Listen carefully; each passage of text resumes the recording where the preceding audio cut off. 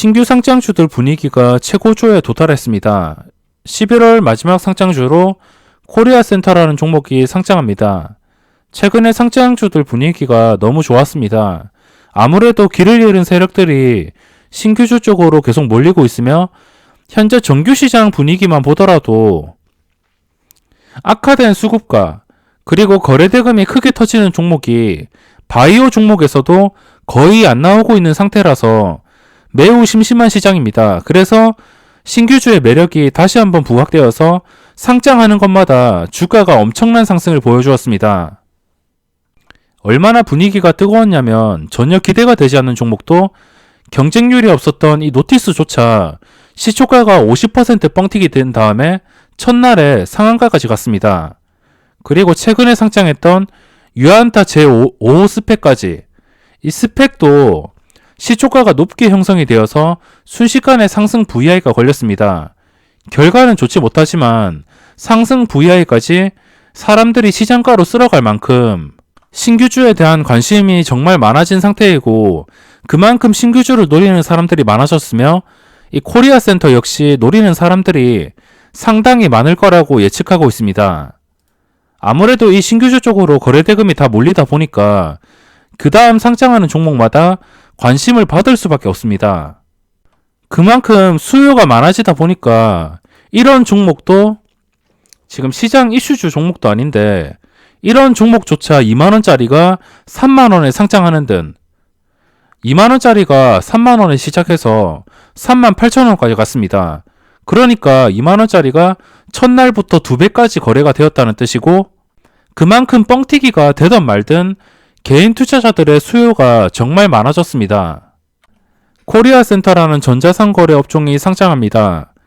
유사 업종이자 경쟁 종목으로 꼽히고 있는 이 카페24가 있는데 코리아센터는 이 카페24와 사업 영역에서는 그렇게 겹치는 부분이 크지 않다고 코리아센터가 기관 투자자들을 모아놓고 기업 설명 과정에서 카페24와 차별성을 유난히 강조를 하였습니다. 아무래도 카페24가 최근 주가가 좋지 않기 때문에 이 카페24와 엮여버리면은 주가가 저평가되거나 아니면 카페24처럼 장기적인 하락이 나올까봐 그거를 염두에 두고선 기업 설명에서 카페24와 차별성을 강조하였습니다. 그러면 코리아센터에 대해서 살펴보도록 하겠습니다. 코리아센터의 희망 공모가가 24,000원에서 27,000원 정도, 공모가는 18,000원에 확정이 되었습니다.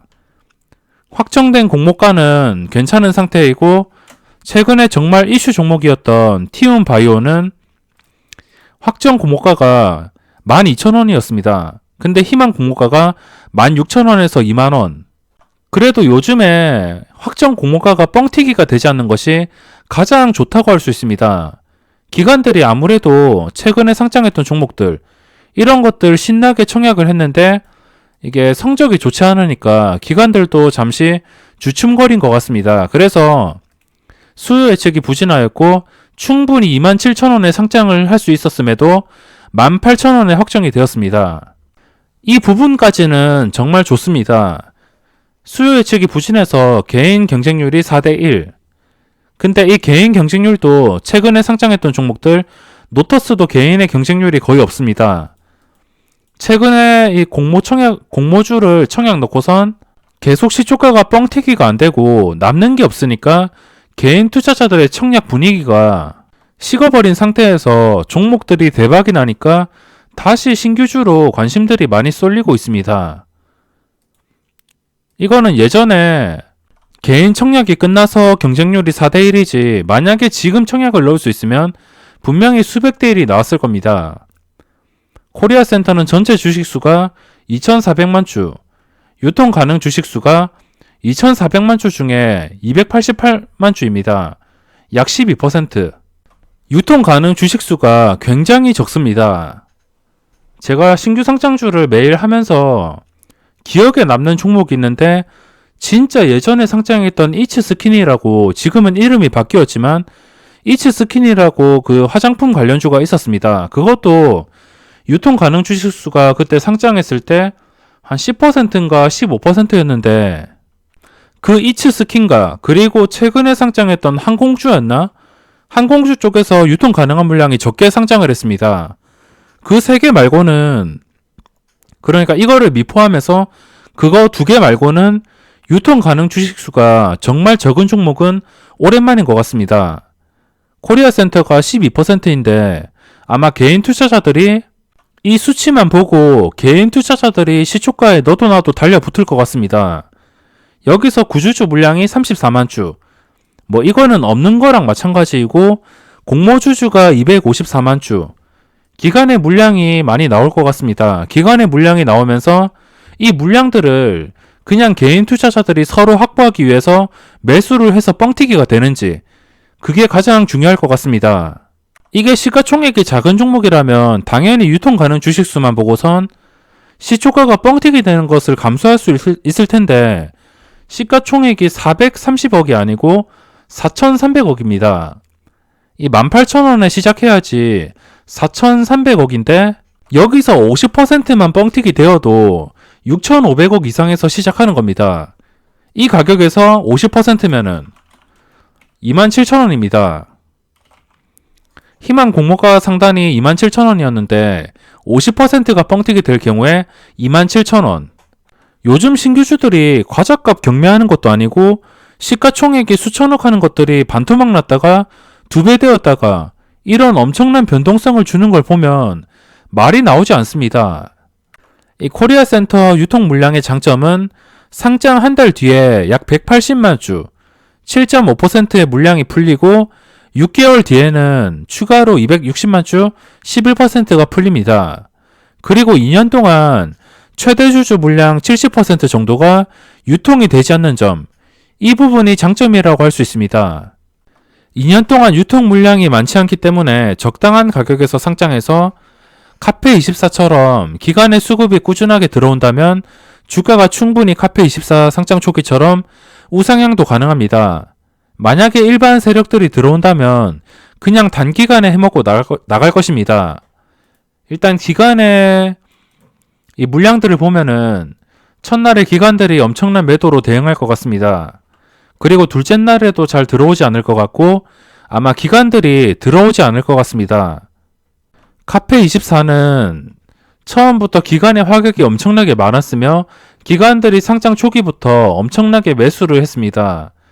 그래서 주가가 상승을 할 수 있었고 근데 기관이 매수하는 와중에도 이쯤에서 상장해서 주가가 엄청나게 폭락을 했습니다. 단기간에 한 20% 정도 폭락을 했다가 다시 고점을 뚫어주면서 상승을 하였습니다. 기관이 들어온다 해도 상장 초기의 움직임이 쉽지가 않았고 결국에 고점을 뚫어주니까 엄청난 시세를 분출했습니다. 근데 이 코리아 센터는 첫날에 기관이 들어오지 않을 것 같고 둘째 날에도 그리고 그 다음 날에도 기관이 들어오지 않을 것 같습니다. 그냥 시초가가 뻥튀기 되어서 기관들이 공모받은 물량을 전부 팔아먹고 도망갈 것 같습니다. 그 뒤로 들어오지 않고 뻥튀기 된 주가는 당연히 안 봐도 비디오. 뻥튀기 된 주가는 떨어질 수밖에 없습니다. 장기적으로 보더라도 시초가가 뻥튀기 되는 종목은 시장에서 제대로 살아남지 못합니다. 이 신규주가 충분히 싸게 상장할 수 있음에도 공모가가 뻥튀기 되고 그리고 시초가가 뻥튀기 되기 때문에 이게 시작 가격이 정말 중요할 것 같습니다. 만약에 시작 가격이 18,000원이라면 기간이 들어올 수도 있습니다. 첫날에 들어오는 것은 힘들겠지만 18,000원에 시작해서 주가가 계속 내려앉는다면 그때는 기간이 들어올 수도 있습니다.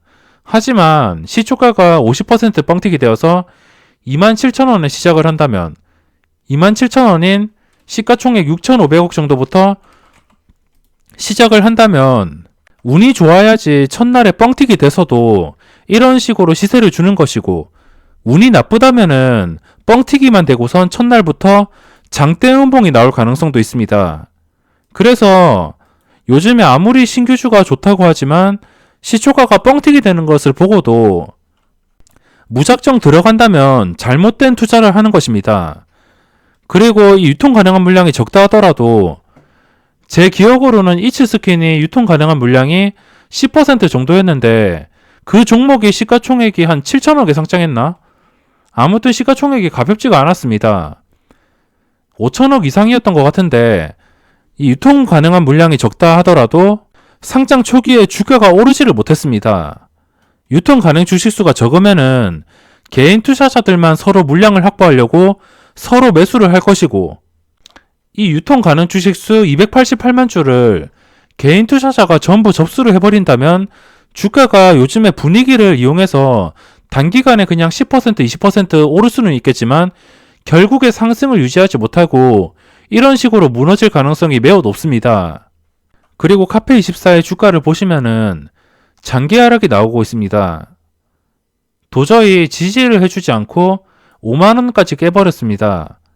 상장 초기에는 이 상장 초기의 저점도 거의 7만원 정도였는데 그 7만원조차 유지를 해주지 못하고 이런 식으로 무너지고 있습니다. 그리고 20만원까지 갔었고, 이런 종목이 이렇게 장기 하락이 나오고 있고 분명히 업종 면에서 불리한 게 많습니다. 장기 투자하기에는 업종이 상당히 부담스럽고, 만약에 상승 추세를 유지해 준다면 추세 매매로만 대응을 하면 될 것 같습니다. 그냥 상장 초기에 돈이 몰리는 시점만 이용해서 먹고 도망가는 게 가장 좋을 것 같습니다. 그냥 무조건 사서 장기 투자하는 게 아니고 추세를 보고선 대응하는 게 가장 좋을 것 같습니다. 아무리 유통 가능한 물량이 적다 하더라도 무조건 오르는 것이 아니기 때문에 유통 가능한 물량만 믿다가는 뒤통수를 맞출 수 있습니다. 마지막으로 정리하자면 이 코리아센터의 시초가는 뻥튀기가 안 될 수가 없습니다. 무조건 수요가 많을 것이고 개인들이 시초가에 서로 체결이 되려고 주문을 넣으면서 시초가가 많이 높아질 것 같습니다.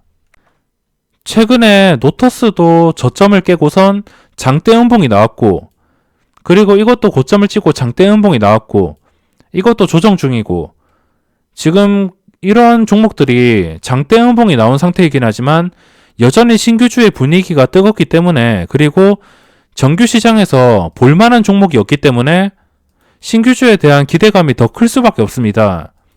그래서 이 확정 공가 18,000원에서 적어도 플러스 30% 이상 가격에서 형성이 되지 않을까 생각을 하고 있습니다.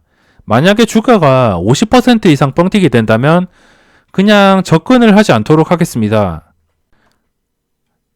스펙주도 장 시작하자마자 시장가로 매수가 나온 만큼 이 종목도 지금 시장에서 매매할 종목이 없으니까 매수세가 많이 몰릴 수 있습니다. 장 시작하자마자 바로 상승 VI까지 걸릴 수도 있고 50% 뻥튀기 되더라도 상승 VI가 걸릴 수도 있습니다. 하지만 뻥튀기는 저의 기준과 맞지 않기 때문에 시초가가 심하게 뻥튀기가 된다면 웬만해서는 접근하지 않을 것이고, 이 신규 상장주도 여러 가지의 상황이 있습니다. 만약에 시초가 뻥튀기 시작해서 첫날에 이런 음봉이 나왔다면은 일단 저 같은 신규 진입자 입장에서는 기회가 될 수 있습니다. 떨어질 때 사라는 게 아니고 떨어지다가 더 이상 떨어지지 않고 양봉이 떠서 처음 고점을 돌파해 줄 때 이때 매수를 하면은 먹을 자리가 생기기 때문에 신규주도 여유롭게 생각하시고 대응하는 게 좋습니다. 무조건 시초가에 체결되겠다고 무조건 시초가에 주문을 넣어서 체결을 시켰을 때 그게 노터스처럼 순식간에 올라 버린다면 엄청난 대박이겠지만 이런 식으로 내릴 수도 있습니다. 당연히 여러 번 성공하더라도 이런 곳에서 한번 미끌리면은 그거를 복구하기가 상당히 힘들기 때문에 원칙을 지키면서 여유롭게 대응하시는 게 좋겠습니다. 코리아센터가 과연 상승을 할지 저도 많이 궁금합니다.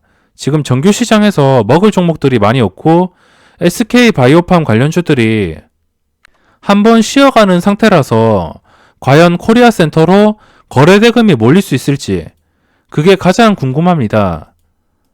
그러면 이번 영상은 여기서 마무리하겠습니다.